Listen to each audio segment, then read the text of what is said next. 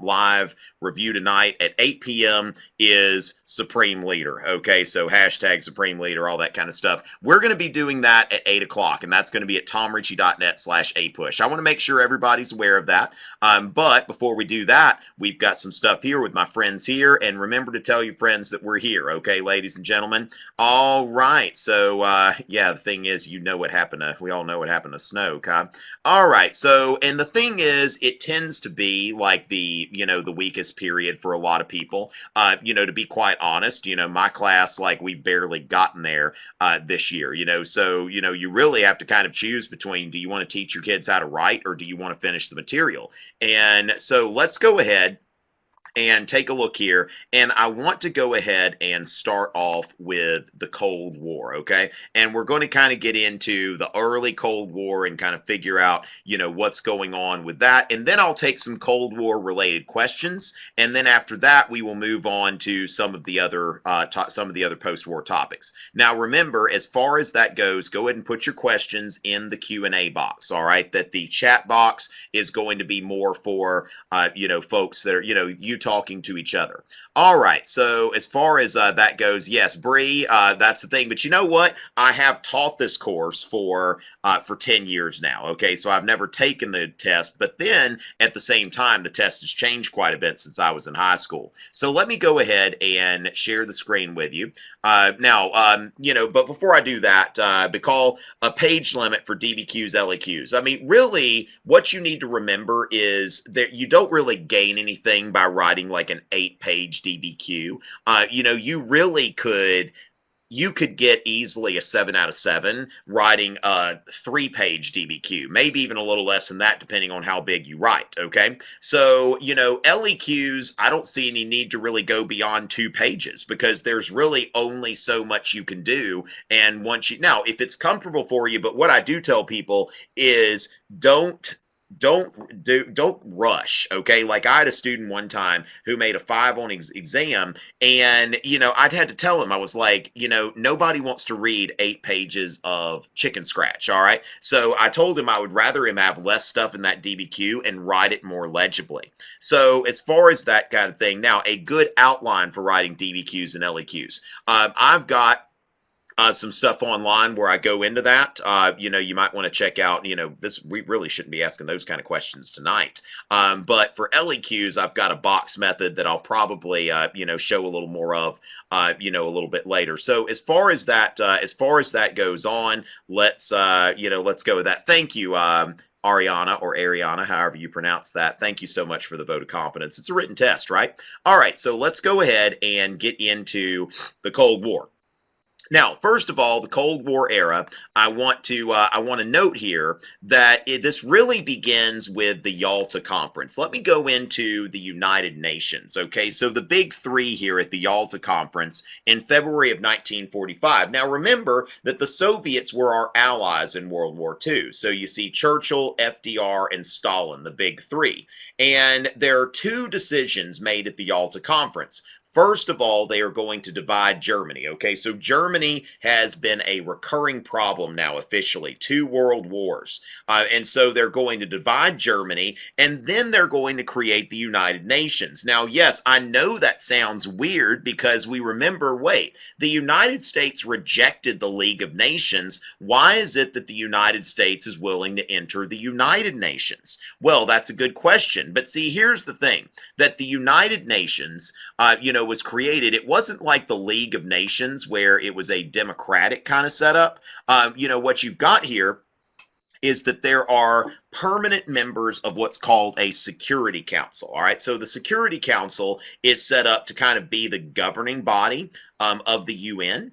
And, you know, with the Security Council, what's going to happen here is that the United States, Great Britain, the Soviet Union, France, and China, they are each going to, the World War II allies, they are each going to have a seat on the Security Council, and they get a veto, okay? So each of these 5 members, now determined on being on the winning side, which I know France wasn't necessarily on the winning side, but we can pretend that they are. But as far as that goes, these 5 countries, the World War II allies, each Security Council member gets A veto. Why is that not grammatically correct? A lot of my, post-war stuff is still kind of in process because I'm not really at my creative best when we've got the exam coming up, right?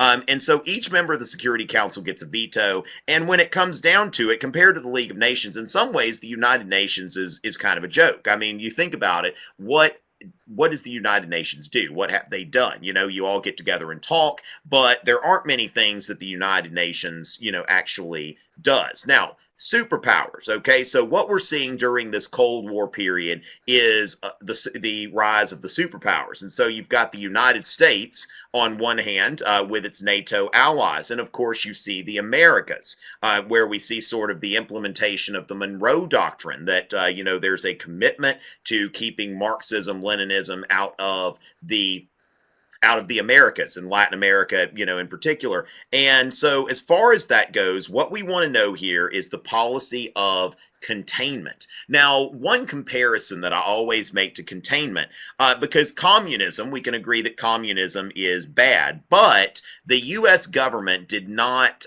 decide like, okay, we're going to get rid of communism. We're going to try to eradicate it. It's really a lot like the free soil movement. Like Abraham Lincoln was no fan of slavery, but before the Civil War and even the first couple years of the Civil War, he's not saying like, hey, we need to end slavery in Alabama. He's saying, we need to keep slavery from spreading. And so these are the principles of containment. Basically, that we've got to contain communism within its existing borders.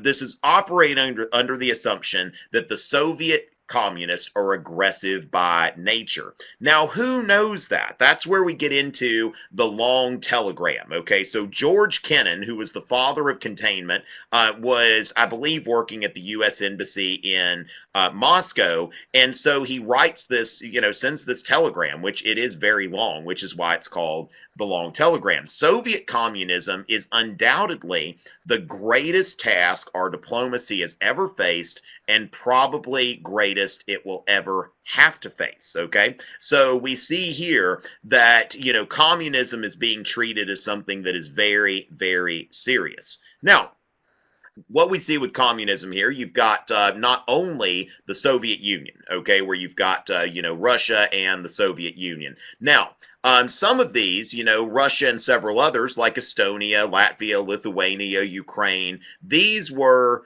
Soviet socialist republics. They were part of the Soviet Union. But what you've got here, you've got these other countries, these Eastern Bloc countries. Stalin said that he needed a sphere of influence, all right? So Stalin needs a sphere of influence. So what happens is all of these nations that had been created after World War I, you see all of these nations been created. They are basically kind of being put under Soviet influence. Now, this is kind of, these are buffer states. Now, also, remember, Germany is divided. So you've got the Soviet zone of Germany here, what they call East Germany. Now, then, the Iron Curtain, okay? So the Iron Curtain here is where Winston Churchill actually coined this. He was giving a commencement speech in Missouri. Now, that's where President Truman was from. So he went to Missouri and gave a commencement speech in 1946. Now, the speech was called Sinews of Peace.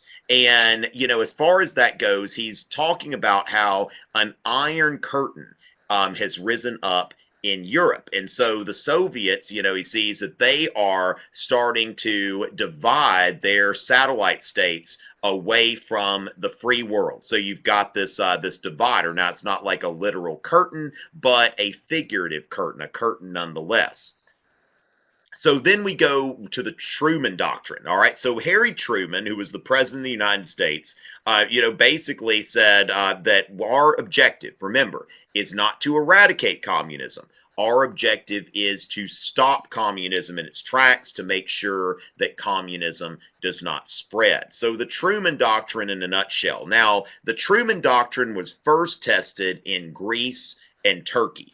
And Truman said, I believe that it must be the policy of the United States to support free peoples who are resisting attempted subjugation by armed minorities or by outside pressures. And so you see here Greece and Turkey, people were afraid that they were going to fall to communism. And so Truman, pledges that the United States is going to offer assistance to Greece and Turkey. So this is the first application of the Truman Doctrine. Now then, you always need a good cop to go with your bad cop. The Marshall Plan is that good cop, also called for European recovery, basically the European Recovery Plan. Now that comes from General George C. Marshall, the U.S. Secretary of State. And we are giving money to Western Europe to shore up U.S. friendly governments. All right. So we are, basically, nominally we're helping them rebuild, but we also want to make sure that these people who are rebuilding their countries, that they're comfortable, and that any kind of agitation for communism, becomes, because people aren't agitating for communism when they are comfortable. So European recovery supplied by the United States of America. Now, giving all kinds of money to European countries, from France to the United Kingdom to West Germany to Italy to Greece. Now, also, we gave a little bit of money to Yugoslavia, which Yugoslavia was actually a communist dictatorship, but the leader of Yugoslavia, pulled Yugoslavia away from the influence of the Soviet Union. So Yugoslavia was going to be an independent communist state. And we're thinking, you know what? You can have some too. So one thing to remember is that the Cold War is not completely, Cold War foreign policy is not always ideological. A lot of it is pragmatic and really judging what's best for the interest of the United States and its allies. And so, if you're communist, but you're not going to be affiliated with the Soviet Union, then we can help you too. All right. And so as far as that goes, ladies and gentlemen, that's kind of getting into the very beginning of the Cold War and really just kind of setting the stage, noting the Marshall Plan, the Marshall Plan, the Truman Doctrine, and the United States commitment to keep communism from spreading. Let me see if we've got any questions here. Now, remember, in the first part of this, we are focusing on the Cold War. Okay, so I'll go ahead and give priority to questions about the Cold War. All right, Daniel, that is a great point here. Ladies and gentlemen, stop asking DDQ predictions. Daniel is right. It's like, if you're trying to game the exam, you're distracting yourself from, you could be studying right now, okay? And the thing is, you're trying to predict the DDQ, you've got to be ready for an ambush. Okay, so here's the thing, that really you've got different things here as far, let's see. So but let's, ladies and gentlemen, if y'all if y'all want to do that, but you're not paying attention when you're doing that, you're not focusing on studying. So let's go ahead and think about this. All right. So going into that, so what actually caused the Cold War? The thing is, you've got really this kind of power vacuum after, World War II, that really you had this order that had been established. And remember, Germany is the largest, I don't want to get too deep into the weeds here, but Germany is the largest economy in Europe. And so when Germany was divided in two, and then a lot of European countries were weakened by the war, the United States and the Soviet Union were, really in that position. Okay, so let me go ahead. What's good here? I'm getting questions about detente. Okay, so let me go ahead. I've got a video on this on YouTube, so I'm not going to give this entire lecture here. I need to do something real quick. I've got a font. Okay, so statue.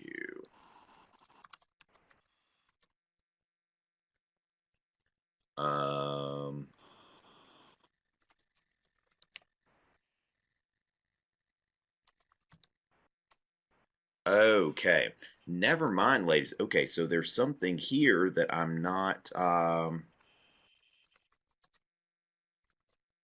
Okay, here we go.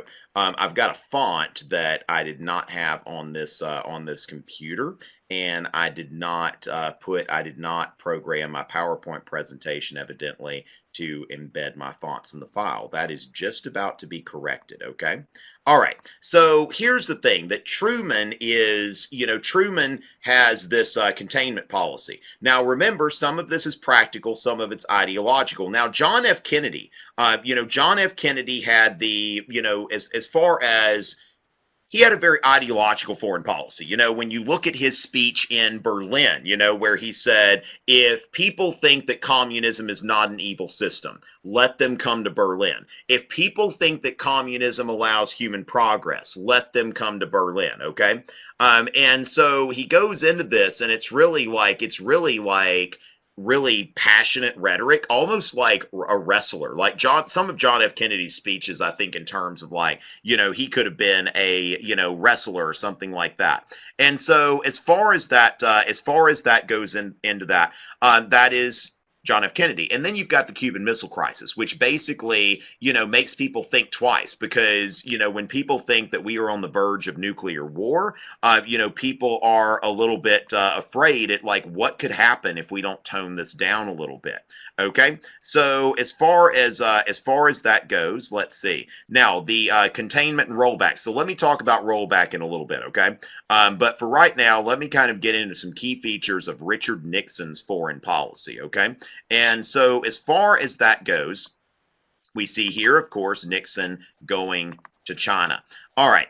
And so Richard Nixon's foreign policy. Now, a few things here, all right, that I'm going to kind of go into that I think will be helpful. Now, Richard Nixon rose through the political ranks as a staunch anti-communist through his involvement with HUAC, or however they say that, H-U-A-C. That's kind of weird. But HUAC stands for the House Un-American Activities Committee. And so this was something that was created during the Second Red Scare. Remember, the first Red Scare was after World War I. The second Red Scare was after World War II with McCarthyism and all that. Well, Nixon was somebody who was, very, very staunchly, he had a reputation for being staunchly anti-communist, all right, which you kind of needed.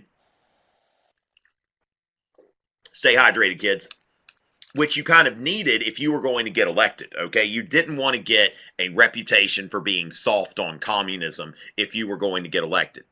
U.S. Cold War policies had brought the world to the brink of nuclear war and involved the nation in expensive and unpopular war. So you see where the Cuban Missile Crisis, it's like, okay, I mean, we almost got into a nuclear war, people felt like. And then Vietnam, okay, Vietnam had become very expensive, very unpopular. 1968 was really, as far as the turn in public opinion with the Tet Offensive. Now, the United States technically had a military victory in the Tet Offensive. The Viet Cong did not achieve their objectives of pushing into the cities and taking over, but public opinion, when all of the pictures of the Tet Offensive and all of the death and all of that, people, that's when the anti-war movement really picked up. And by the time Nixon becomes president in 1969, it is kind of seen as like we need to be making an effort to kind of get out of Vietnam. Nixon embraced the policy of détente, a relaxing of tensions with the communist world. He negotiated the SALT I Treaty and established the diplomatic relations with communist China. The Nixon Doctrine, okay, money, weapons, but not troops, okay? Now, what we need to think about with Vietnam is the Vietnam War is going on, and somebody wanted to ask a question about the Vietnam War. So let's take a look here. Domino Theory, okay?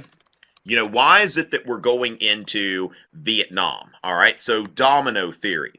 As far as this goes, in 1954, Eisenhower, who was helping the French in Vietnam. The French were still trying to control Vietnam, and Eisenhower was helping the French. Why are we helping the French? Because of this theory, okay? So basically, China, during the Truman administration, China had fallen to communism. Now, that was really the, the justification for getting involved in Korea, because the fall of China was a big blow to Harry Truman's containment policy. And people were saying Harry Truman's soft on communism. And so you've got the Korean War. Now, we were able to, of course, the Korean War may be ending. We're hearing that President Trump is, going to meet with Kim Jong-un. But, it looks like maybe I'll get to meet him first. That's going on tonight.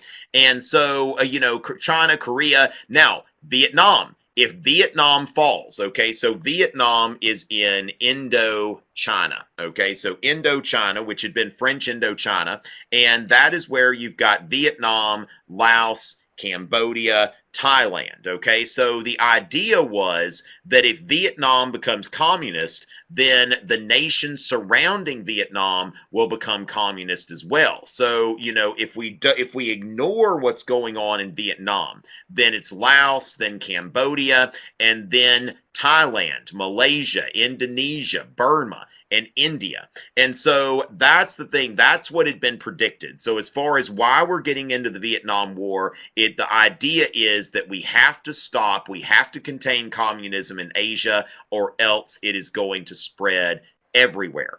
And you've got to remember, you go back to 1957 and the launch of Sputnik, people were afraid, like, what is on that thing? The Russians have put this satellite up. We can't do that. What is it that they've got up there? And so the domino theory, when you want to get into a cause of the Vietnam War, then, the domino theory is a great place to go, because this was a dominant foreign policy theory at that time.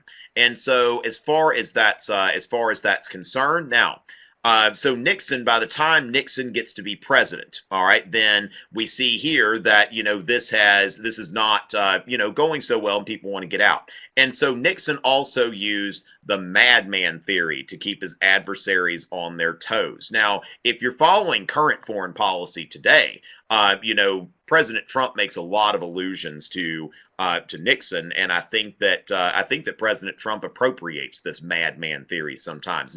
Nixon thought it was to his advantage if people thought he was crazy. Because that would make people deal with him differently. All right, so Nixon, as I said, the House Un-American Activities Committee. Now, Alger Hiss, this was somebody. Now, McCarthy, he held up this list, and he's like, I've got a list of 200 names of communists in the State Department. Now, McCarthy may not have had any idea, strictly speaking, what he was talking about as far as the people on the list. Maybe they were real names, maybe they weren't. But Alger Hiss, this is somebody who was, there were people who were, leftists, who had sympathies with the with the communist states, and they were in the State Department. And so the Alger Hiss case was something that you see here. Richard Nixon, elect Congressman Richard Nixon, the man who broke the Hiss case. All right, so Alger Hiss is what put Nixon on the map. That Alger Hiss was found, was found guilty. And then, as far as this goes, when we think about U.S. foreign policy, containment and Red China. All right, so Mao takes over China, they're communists, and that was basically the United States did not have any diplomatic relations with China at the time. And so Truman, after China fell, as I said, he had a reputation for being soft on communism, which was the impetus for the Korean War, that we've got to get in there and we've got to show that we are not letting communism go. Now, Eisenhower, okay, now this is kind of giving you a little review here, okay, so Truman, the containment policy in Greece and Turkey and the Korean War. Now, the Eisenhower administration, Ike and John Foster Dulles, if you've ever flown out or into Dulles Airport, that is named after Eisenhower's, right-hand man, John Foster Dulles. And so as far as that massive retaliation based on the concept of mutually assured destruction, that in the 1950s, it was kind of assumed that we were going to, any war was going to be a nuclear war. Now, that's not very, that's not a very good thing when you think about it. Now, John F. Kennedy had this policy of Brinksmanship, okay? You want to know this term, all right? The Cuban Missile Crisis is an example of Brinksmanship. It's an example of going to the brink and showing that you're going to back down before we do. Now, Brinksmanship is a great way to bargain unless it doesn't work, okay? Unless neither side backs down, and that could turn real ugly real quick, especially when the stakes are nuclear war. And so JFK played hardball during the Cuban Missile Crisis, got the best possible settlement. And so as far as that, but there were some Americans that they thought that, Kennedy was being a bit hard. And so the stakes here are nuclear war. And so Kennedy and Johnson developed what's called a flexible response foreign policy, okay? And so, Kennedy and Johnson formed this where it's possible, again, to fight a limited war, to fight a war that's not a nuclear war, what we might call as well proxy wars. So the United States and the Soviet Union never got into a real war during the Cold War, but they did get into these proxy wars where they're helping the different sides here. So as far as that, Lyndon Johnson, gets us really into like a full commitment into Vietnam, whereas John F. Kennedy only sent advisors. Ike and his administration, they helped the French with money pretty much, okay? And so again, people are thinking, hey, we need to get out of Vietnam. And so as far as this goes, that the United States, I think about the, about the Aeneid war, I see, terrible war, and the river foaming with streams of blood, okay? And the thing is, this is where things could be going. Up to that point, 94,000 Americans had been killed in action in Korea and Vietnam. A lot of people were saying, better red than dead. And so detente, the policy here. Now, so if we want to get into causation and that sort of thing, that the cause of detente is there had been so much tension. And if you think about that, y'all have been really stressed during AP week. If you don't take time to de-stress and that tension just builds and builds and builds, it can take a toll on you. So, as far as what happened here, that, with the detente, Richard Nixon's administration wants to relax Cold War tensions. And what I think here is not detention like you would get detention at school, but detention, okay? Detention. We are making we are making less tension here. And so Henry Kissinger was Richard Nixon's Secretary of State. And Henry Kissinger was initially from Germany, and he applied some German type of foreign policy. Now, it was inspired by Bismarck, what we would call real politics. So detention, detente, if you will, is based on real politics, which is not based on ideology. So it's essentially that the United States should do what is best for the United States, even if it means cozying up to some communists now and then. And so Nixon goes to China, and he, meets Chairman Mao. And, the thing is that the Chinese are, at this time, they're ruled by people whose methods of ruling are repugnant to the United States. But, they sensed a rift between China and the Soviet Union. And so how can the United States insert itself there? So the United States is kind of thinking, if we can be cozy with China, then maybe we should try to do that.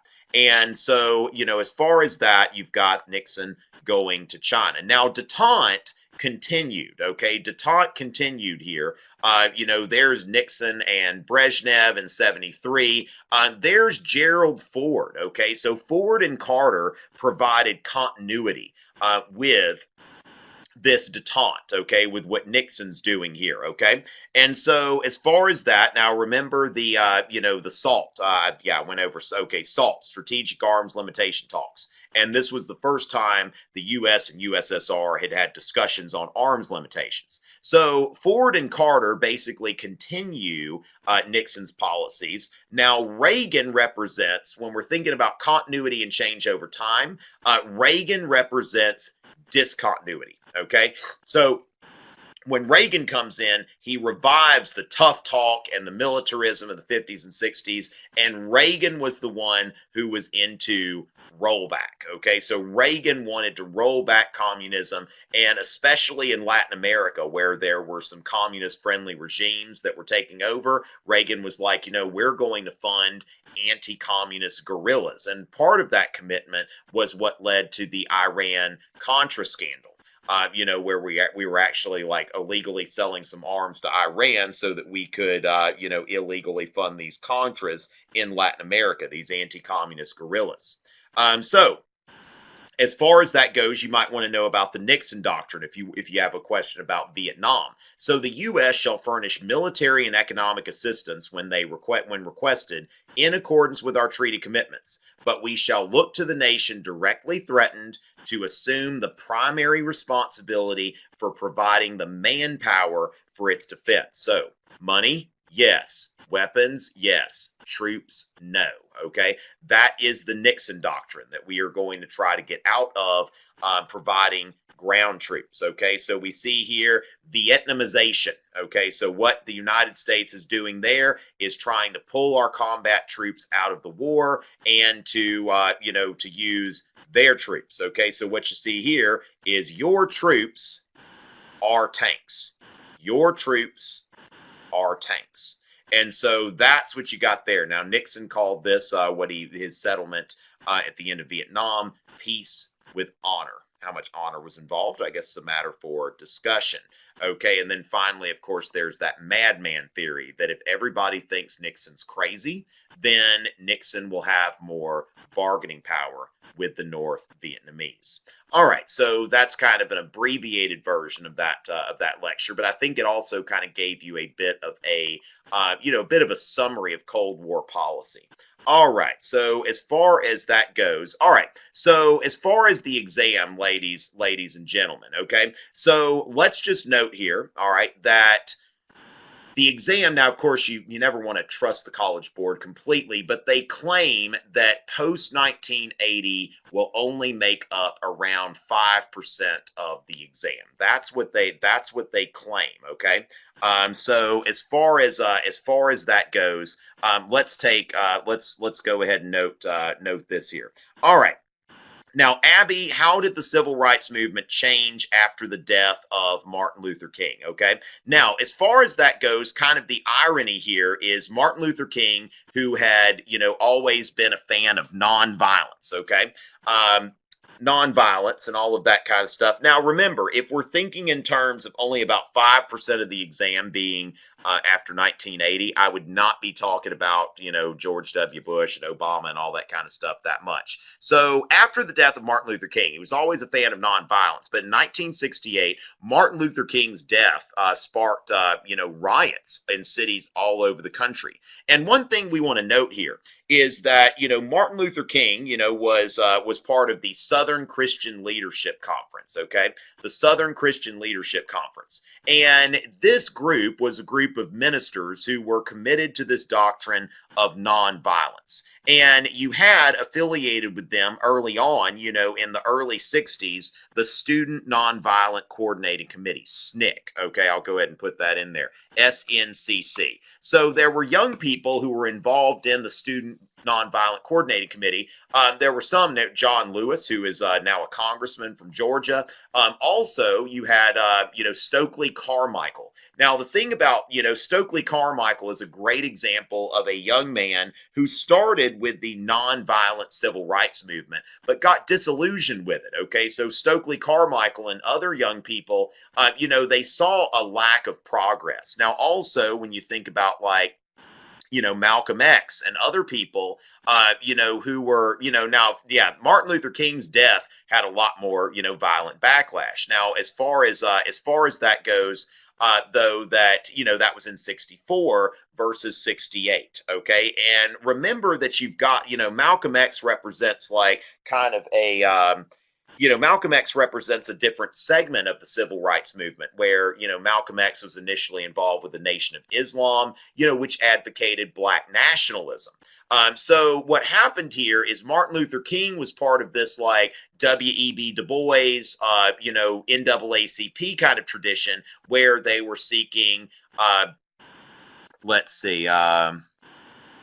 Yeah, I was talking about the context of the Cold War. Now I'm talking about civil rights. Just know that it's more détente. Okay, I'm not going to be able to get to everything today. Okay, so as far as that goes, though, when you're looking at the civil rights movement, you know that Malcolm X, was a black nationalist. He believed that, like, he didn't really support like integration and that sort of thing. That wasn't a thing that he was that interested in. And this becomes popular with the young generation, when they see Martin Luther King shot and they're disillusioned. And, some branches of the civil rights movement, radicalize. And so you've got the Black Panther movement, which attracted a lot of these young black men who had been involved in, some of these, in some of these nonviolent movements earlier. Okay, so we've got that there. All right, so we've put that on that. Okay, and a session. Okay, so that. All right, let's see. Okay, the rollback and containment, I've gone over that. The Marshall Plan and the Truman Doctrine, think late 40s and 50s. Okay, so when you're thinking about the early Cold War, the Marshall Plan, the Truman Doctrine, we're really looking at the late 1940s. All right, so rollback is Reagan's policy of we are not satisfied with just communism being contained. We want to roll it back. Like, if you think about it, if Truman was a free soiler when it came to communism, Reagan is an abolitionist, all right, in that sense, that Reagan wants to get rid of communism. Let's see. Propaganda in other countries. I don't know how much about propaganda, but the Marshall Plan, it's basically like, it's propaganda with dollars, like we're giving money so that, they have that. Let's see. As far as that goes, now we're getting into some minutia and stuff like that. Like, people are asking things like, can you go over the kitchen debate and that sort of thing? I wouldn't get into too deep into the weeds here. Let's see. CITO and the Suez Crisis. Now, CITO is the Southeast Asian Treaty Association. We're not just members of, NATO. We also have some other mutual defense pacts. And so CITO, now, if you think about this, and let me see what I've got here. Okay, CITO, the Southeast Asia Treaty Association, or Treaty Organization. And this is, this doesn't get as much, as much play, but this is a mutual defense pact that is a lot like NATO. Okay, there's a lot like NATO. Let me show you what we've got here. Now, when we were in Vietnam, that was a cito operation. Okay, so cito, this Southeast Asia Treaty Organization, Australia, for example, was part of cito. All right, so and is part of cito. Australia, the Philippines, and so there were Australians that that fought in the Vietnam War. So containment is really going like throughout. Containment is going worldwide as far as that goes. And then the Suez Crisis. Okay, so what happened here? The Eisenhower Doctrine. Y'all want to associate the Eisenhower Doctrine with the Middle East. Okay, so the Eisenhower Doctrine is basically looking to see, like, because Egypt had a, they had a government that became this guy Nasser that was cozying up to the Soviets. And the worst thing that could happen was for the Soviets to gain control of the Suez Canal. And so that wasn't going to fly. And, so that's really during the Eisenhower administration. The Eisenhower Doctrine focused specifically on the Middle East. All right. And so we've got that. All right. So Malcolm X and Martin Luther King Jr. Now, I would say that they were both, pushing for civil rights, just in different ways. Now they actually met each other later on in life, and shook hands and all that kind of stuff. But Malcolm X spent most of his time criticizing Martin Luther King. But it's two approaches to, to civil rights, and those, you need to understand the differences between those. But remember that Malcolm X is really, more of a black nationalist in the vein of Marcus Garvey. His father had been a Garveyite. Remember that Marcus Garvey was all about not necessarily getting into,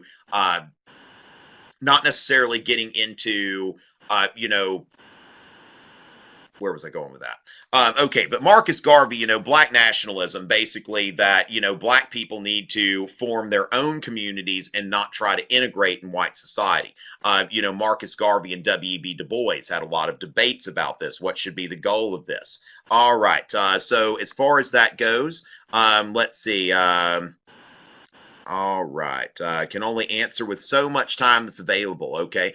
Yeah, and Maddie's great, but that's not really her job here. She doesn't teach APUSH or anything like that. Now, can I discuss U.S. foreign policy in Latin America? Actually, I've got something that I'm kind of constructing right now. It's not necessarily finished or anything like that, but let me take a quick look. Here and see because there is actually something that I've been working on and just want to make sure that that I've got. Let's see. So that, no, I don't have it there. I thought I had something here, but let me take a quick look. Like, let's see. So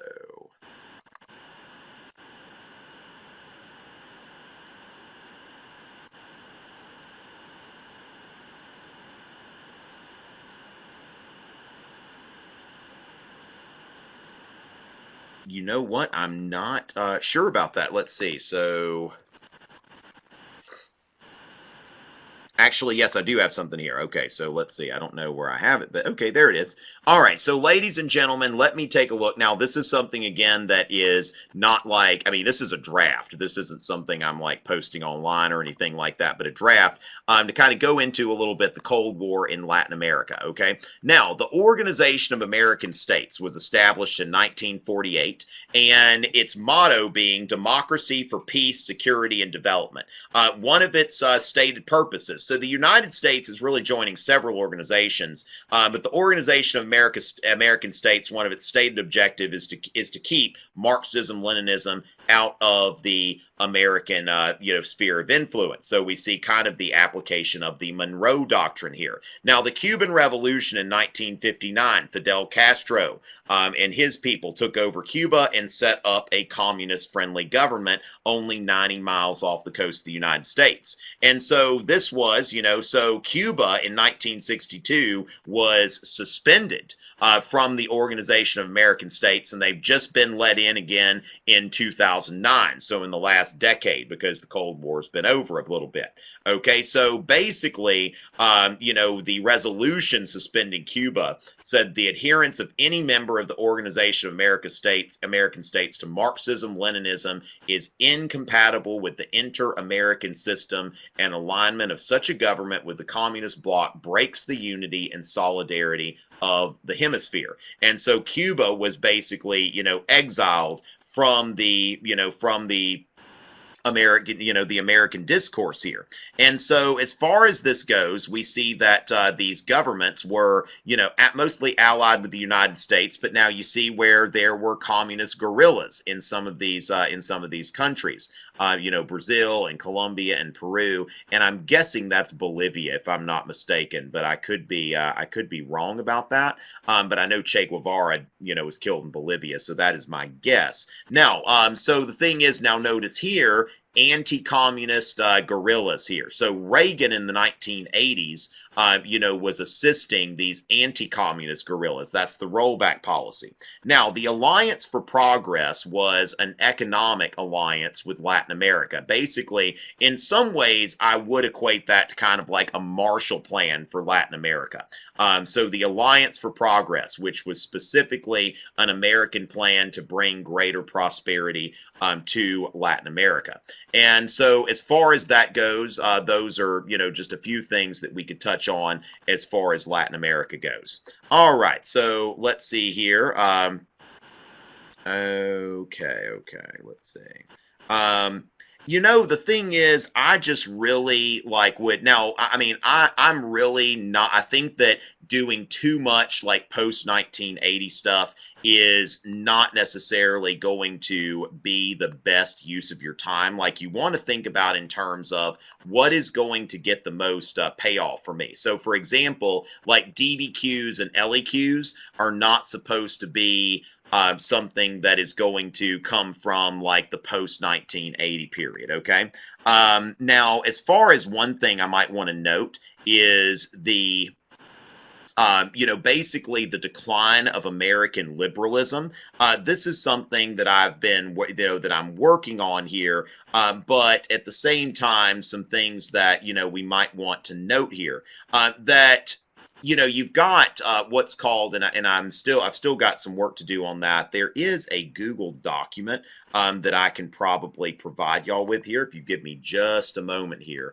Let me go into my drive and let me see here.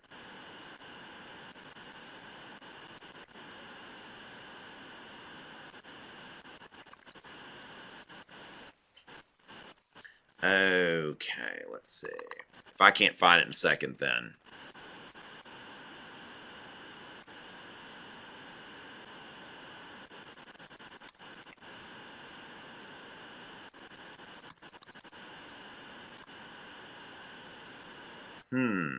Okay, not really finding it. But one thing you might want to note as far as, just the rise of the conservative movement is that, as far as, government, let's see, so multiple choice. All right, okay. Okay, great. All right. So as far as that goes, let's see what we've got. Okay, so now Reagan was not detente. Reagan is rollback. So keep that in mind. Now what you want to note is that Reagan was a friend of Mikhail Gorbachev. Like they actually hit it off very well. And, even though Reagan used some really tough rhetoric and called the Soviet Union the evil empire, he didn't necessarily, stick with that. Okay, so they were actually very, going into that. Okay, so please go over Reaganomics. Okay, so Reaganomics, the way this works, okay, is there's a guy named Laffer. Okay, the Laffer Curve. Okay, let me go ahead and pull that up so that y'all can see this. Okay, so this is the. Take a look here. All right, so let's take a look at the Laffer curve, but let me see if there's an actual curve here.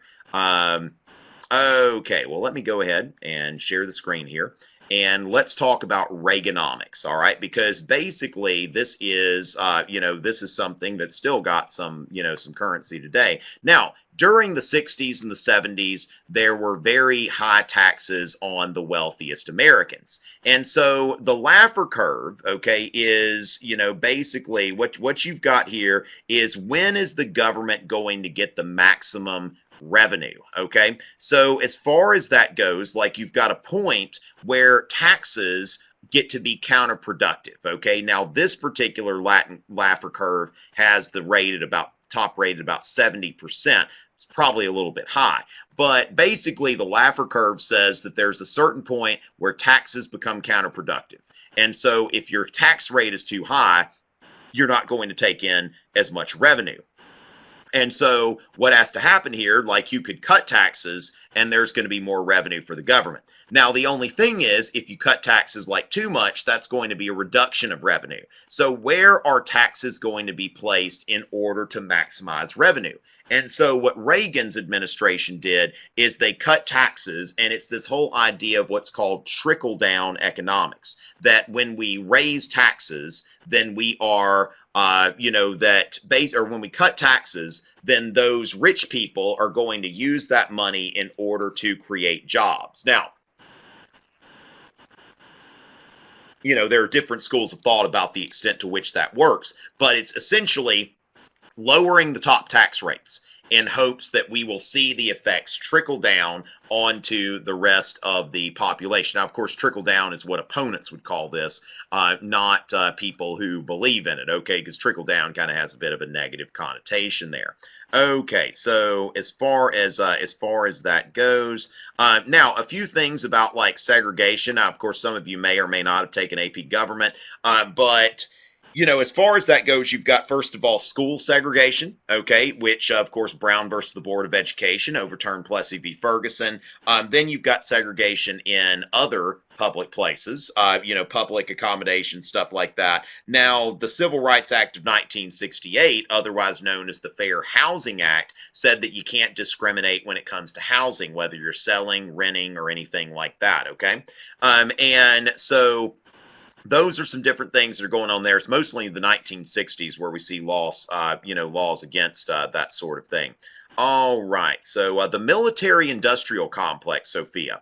Okay, so Dwight Eisenhower, when he gave his farewell address, Eisenhower talked about what he called the military-industrial complex. And what he said was, basically after every war the United States had ever been in, the United States had disarmed, like especially after World War I. It's like, most of the ships and all of that kind of stuff were dismantled. And so, basically Eisenhower's noting that World War II is like the first war where the United States is maintaining a war footing when we're not at war.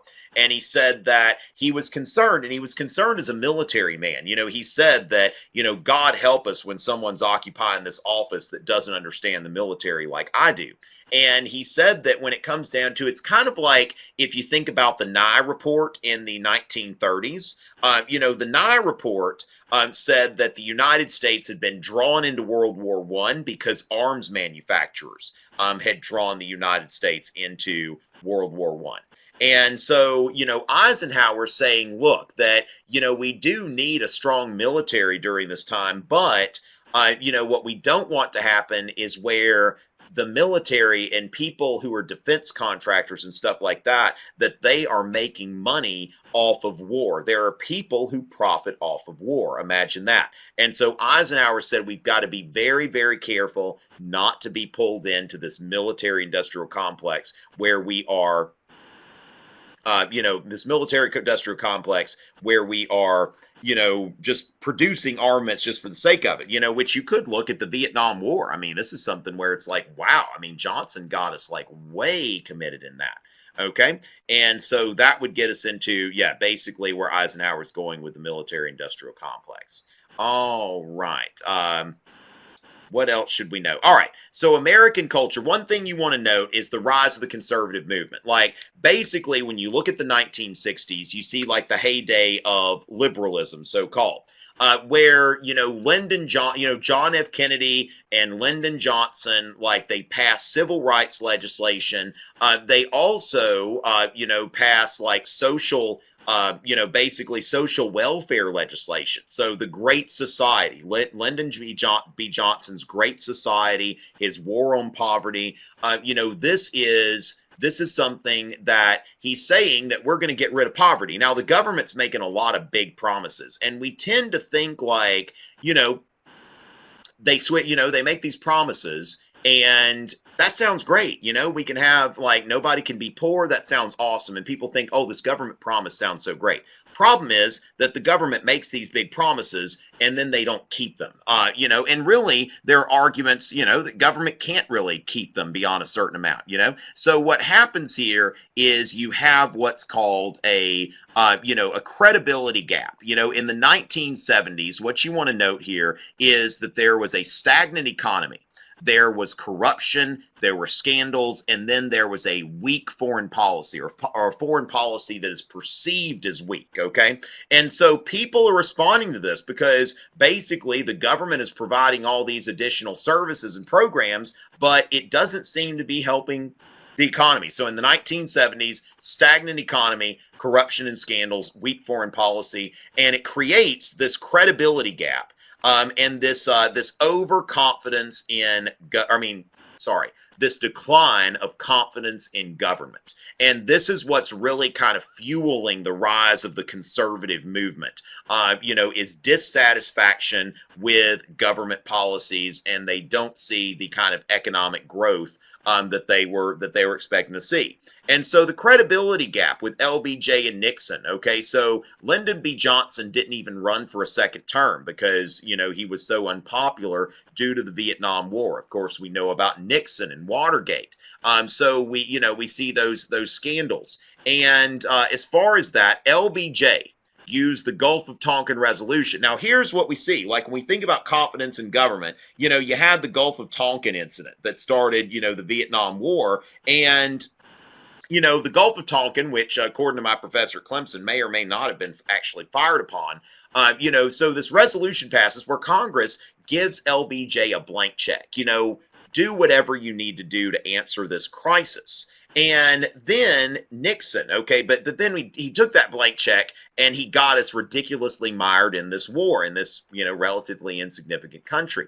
Now, Nixon sent U.S. troops into Cambodia to cut off the Ho Chi Minh Trail. Now, it was good military strategy, but he did not notify Congress or the American people that he was doing it. And so as far as that goes, we see here that, the government seems to be operating on its own apart from the people. And so when Nixon resigned Nixon resigned the presidency, he was replaced by Ford. Now, Ford, pardoned Nixon. Now, Ford felt like he was doing the right thing, that basically this is getting us past this thing. We don't need to be in this situation. I mean, look at this, mess right now, with all of this, Mueller investigation and all that stuff. And it's like, we need to hold government accountable, but does the president of the United States need to constantly, be in the midst of all kinds of drama? Ford thought no. Now, of course, people have legitimate disagreements over this. Now, some people believe that if Ford hadn't pardoned Nixon, that, he might have been reelected. But the other side of that is this stagnant economy. And so the government had been getting larger, and Reagan said, of course, in his first inaugural address, that, government in this present crisis, government is not the solution to our problem. Government is the problem. Is what Reagan had to say here. And that kind of, puts forward the conservative movement. Now, the other thing that you might want to note is the rise of the so-called religious right. So these are social conservatives who started to gravitate toward the Republican Party. And so you had seen that, basically you had the civil rights movement and all that, but then, it's like, conservative America realizes, we need to start doing things too. When the Equal Rights Amendment was almost ratified, which would have banned any kind of discrimination based on sex. Phyllis Schlafly, it was actually a woman, a conservative woman, who put together the coalition that defeated the NRA. She called this stop taking our privileges. Okay. And when you think about it, like, how many women want to be eligible for the draft? And so that was the type of thing. She said that this is actually going to, going to work against what a lot of women want, that a lot of women like their, privileged status. Now, on the other side of this is the National Organization for Women, Betty Friedan, author of The Feminine Mystique, okay? And y'all are going on and on about, the Spanish-American War. So hopefully y'all got a little bit here. So as far as that, but yes, so as far as that, ladies and gentlemen, and see, that's the thing, we get into the recent history, people just start arguing about politics and stuff. So ladies and gentlemen, I think this is, for some of y'all that have been here for, all of these broadcasts, or most of them, thank you so much. Okay, thank you so much. And I don't know if Maddie is in a position to, to say goodbye on the, okay, it sounds like that is. But, before Maddie says goodbye to y'all, ladies and gentlemen, I want to let y'all know that it really has been a pleasure. I'm a bit tired, and I'm sure y'all are a bit tired too. It has been a very intense 2 weeks, but y'all have made it fun. Thank you. And also, ladies and gentlemen, remember, you can either find it on my YouTube channel, or you can go to tomrichey.net/apush, and that will be the Supreme Leader of APUSH review this evening from about 8 Eastern to 9:30. Questions on Twitter at me. Follow me on Twitter at me, and hashtag your question, Supreme Leader. All right. So as far as that goes, ladies and gentlemen, also the Bill of Rights Institute has lots of great stuff, and I appreciate them having me on. Maddie, again, thanks for welcoming me here and giving me this opportunity.